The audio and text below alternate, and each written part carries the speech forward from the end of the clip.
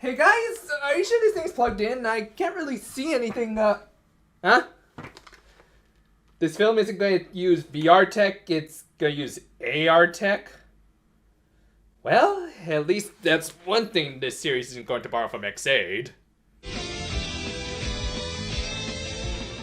Okay, so just gonna make a quick video to share all my thoughts about the upcoming Healing Good / Yes Go 5 spring movie crossover. And conveniently, Toei just released a website with everything I need in one place. It provides everything that was released in magazines that, as I mentioned in my last video, I don't go to unless it involves possible references to my home state. Anyway, looking at the homepage, we've got the main poster that looks very nice. Taking a closer look, we can even see a yellow-winged dolphin?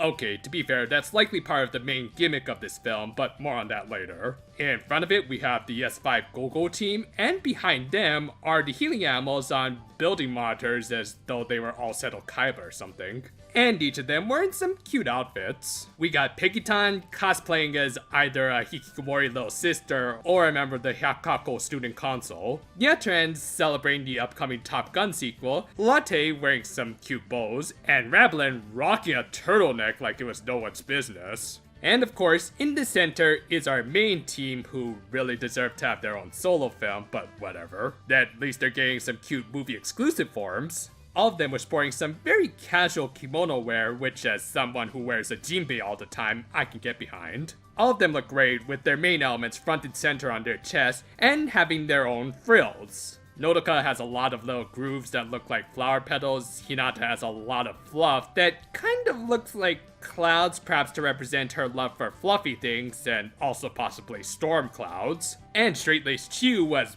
literally that with her kimono throughout, though all of the blue makes it look like waves, so yeah, nice touch. Hinata was unfortunately obstructing most of Asabi, though those bows to match up with her healing animal looked cute. On that note, Nodoka and Hinata were sporting ears like their healing animals for reasons that'll probably be explained in the trailer. Chiu wasn't sporting any animal ears because do you see any ears on this plushie? Regardless, all of them looked really cute with movie forms that didn't necessarily overshadow their main series super forms, which is nice. And the last little detail was this character, who we'll learn later is named Kaguya, and she plays a big part in the film. Taking bets, $10 says she reveals herself as an antagonist midway through, only to pull a face turn by the third act.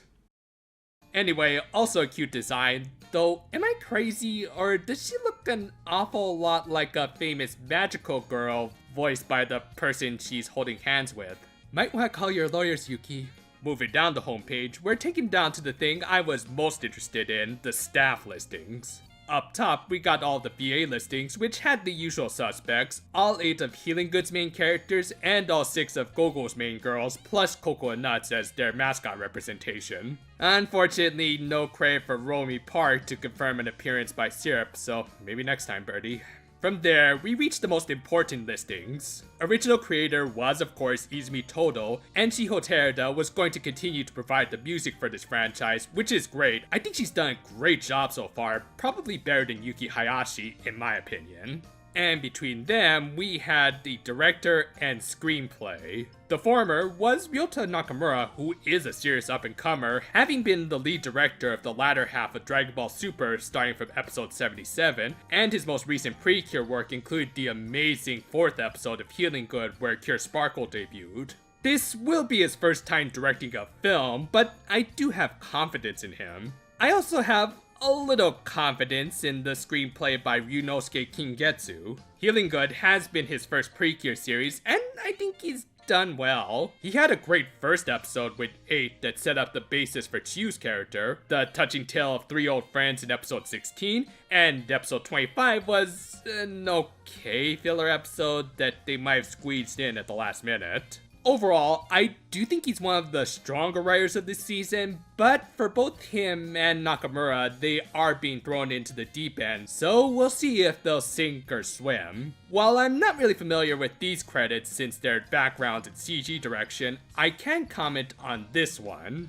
Character design and chief animation direction by Katsumi Tamegai. While she didn't do the designs for the cures of either of these seasons, she has done work for Fresh and Kira Kira, and her animation direction has covered multiple series, of course including both seasons of Yes, but her most recent work included episode 1 and 8 of Healin Good, the latter matching well with Ryunosuke Kingetsu. Her movie work, which also included this particular combination of credits, went to both the S5 movies, so yeah, if anything, I do have high confidence in the animation of this film. Going to the story section of this website, we find another scan directly from a magazine article that summarizes everything we'll see in the actual trailer. So with that, we'll just hold on to this and reference it as we examine the trailer. With that in mind, on to the main event. The trailer opened with Nodoka declaring that they had arrived in Tokyo, specifically at Shibuya Station in front of the statue of Hachiko. By the way, if you don't know the tale of Hachiko, then you might want to look it up at your own risk and maybe have some tissues on hand. According to the story page, they were there as beta testers for a new invention, the Dream Pendant, a device that had the power to make anything their hearts desired a reality throughout the city of Tokyo. The trailer confirmed this was likely augmented reality, or AR, or as they put it, Yume Aru system. Get it? Because it's a homonym for having a dream, plus the Aru does kind of sound like AR. Don't we all love puns? Anyway, Kaguya, probably no relation to this one, was revealed as the Yume Aru princess, so yeah, I guess we could consider her the Yuna of this film. So when is Kirito gonna come in and steal her rank? We then saw the villains of this film, a bunch of colorful foxes, I'm guessing they're an offshoot of the Tamamo 9, who also seem to be fans of the Ginyu Force. But yes, our heroines seem to be fighting manifestations of this reality generated through technology, which does sound a little familiar. Yeah, as I hinted at in my intro, they do seem to be taking elements from the true ending to a certain Kamen Rider. Not that there's anything wrong with that, I'm just saying the more you guys do this, the more a certain someone approaches.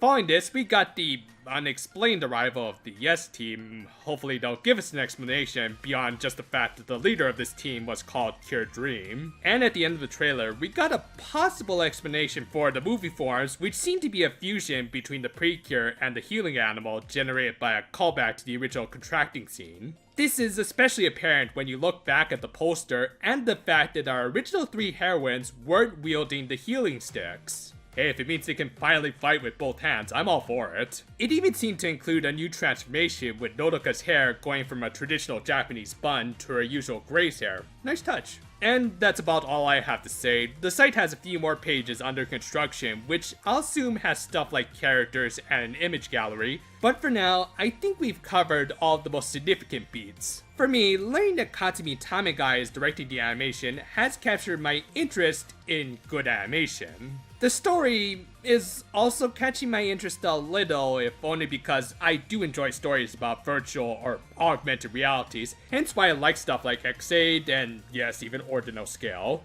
And who knows, maybe we'll finally get that Digimon crossover we've all wanted. Or is it just me? Regardless, I am still cautiously optimistic, as this will also be both the director and writer's film debuts. How well these two fare may decide whether or not this film could stay on or shut down. Though, what do you guys think? Feel free to leave your comments below. My usual weekly Dremmy review will be up tomorrow at the same time, so do check that out as well. I'll tell you right now, I have a lot to say about it, that's for sure. Man, until then though, farewell for now my friends, and you know what? I don't care if this is AR or R or whatever. I'm gonna make this thing work no matter what. I gotta justify buying it in the first place. Why didn't they make more games for you?